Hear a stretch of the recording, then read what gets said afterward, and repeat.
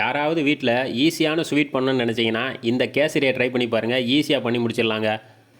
அதுக்கு ஃபஸ்ட்டு கொஞ்சமாக நெய் சேர்த்துட்டு ஒரு கை நிறையா முந்திரி, ஒரு கை நிறையா திராட்சை சேர்த்துட்டு நல்லா பார்த்தீங்கன்னா அந்த நெய்யிலேயே வறுத்து எடுக்கும் போது அதோட வாசமே சும்மா கம கம கமன்னு வருங்க.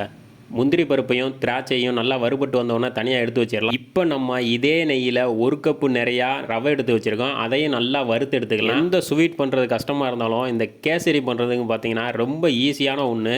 இந்த மாதிரி ரவா கேசரி பண்ணுறதுக்கு நம்மளுக்கு பார்த்தீங்கன்னா தேவையான பொருள்னு பார்த்தீங்கன்னா முந்திரி, திராட்சை, சீனி, ரவை, அவ்வளோதாங்க.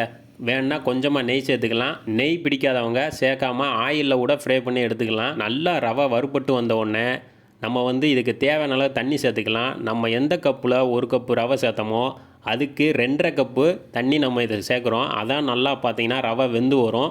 இல்லாட்டி ரவை வெந்து வராது. 2.5 கப்பு சுடுதண்ணி சேர்க்கணும்னு நினச்சா கூட சேர்த்துக்கலாம். இப்போ பார்த்தீங்கன்னா இதுலேயே மெதுவாக நம்ம கலந்து விடுவோம். ரவை நல்லா வெந்து வரும். லோ ஃப்ளேம்லேயே வச்சுட்டு நம்ம இந்த மாதிரி ரவையை கிண்டி விடணும். ஹை ஃப்ளேமில் வைக்கக்கூடாது, அடி பிடிச்சிரும். இப்போ கொஞ்சமாக உப்பு சேர்த்துக்கலாம். உப்பு சேர்க்கும் போது இதுக்கு கொஞ்சம் டேஸ்ட் எடுத்து கொடுக்குங்க. நல்லா ரவையெல்லாம் வெந்து வந்துருச்சு, தண்ணியும் வற்றிருச்சு, பார்த்தாலே தெரியும். இந்த டயத்தில் நம்ம 1 ஸ்பூன் நெய் சேர்த்துக்கலாம். நெய் சேர்த்துட்டு அதையும் நல்லா கலந்து விட்டுருவோம்.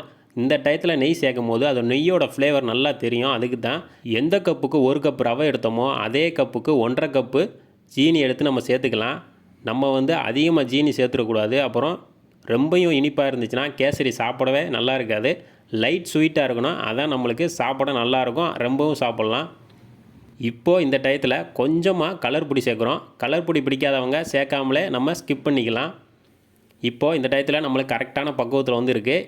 கொஞ்சமாக ஏலக்காய் பொடி, அப்புறம் நம்ம வறுத்த முந்திரி, உலர் திராட்சை சேர்த்துக்கலாம். லாஸ்ட்டாக 1 ஸ்பூன் நெய் சேர்த்துட்டு நல்லா கலந்து விட்டுட்டு இறக்கணும்னா ஒரு சூப்பரான ரவா கேசரி நம்மளுக்கு ரெடி ஆயிடுச்சு. ஈஸியாக பண்ணி முடிச்சிட்டோம். பார்த்தாலே தெரியும். ரவா கேசரினா லைட் ஸ்வீட்டாக முந்திரி, உலர் திராட்சைலாம் அதிகமாக இருந்தால் தாங்க அதோட டேஸ்ட்டே சூப்பராக இருக்கும். பிடிச்சிருந்தால் லைக் பண்ணுங்கள், ஷேர் பண்ணுங்கள், சப்ஸ்கிரைப் பண்ணுங்கள்.